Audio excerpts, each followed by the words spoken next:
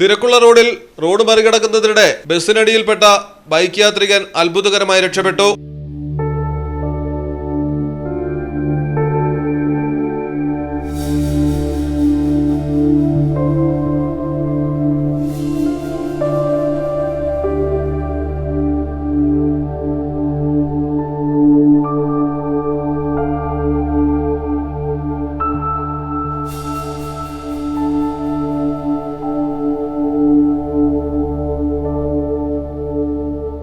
കോഴിക്കോട് താമരശ്ശേരിയിലാണ് അപകടം നടന്നത്. പഴയ ബസ് സ്റ്റാൻഡിന് മുൻവശത്ത് വെച്ച് അമ്പായത്തോട് സ്വദേശി മിഥുൻ സഞ്ചരിച്ച ബൈക്കാണ് അപകടത്തിൽപ്പെട്ടത്.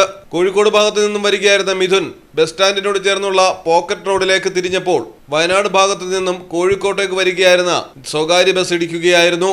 തെറിച്ച് മുന്നിൽ വീണതോടെ ഡ്രൈവർ ഉടൻ ബ്രേക്ക് ചെയ്തതുകൊണ്ട് ജീവൻ രക്ഷപ്പെടുകയായിരുന്നു.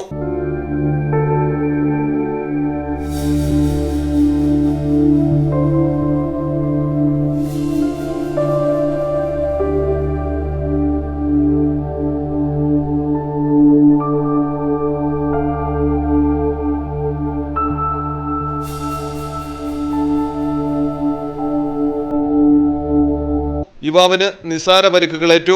മലയാളം ടെലിവിഷൻ, കോഴിക്കോട്.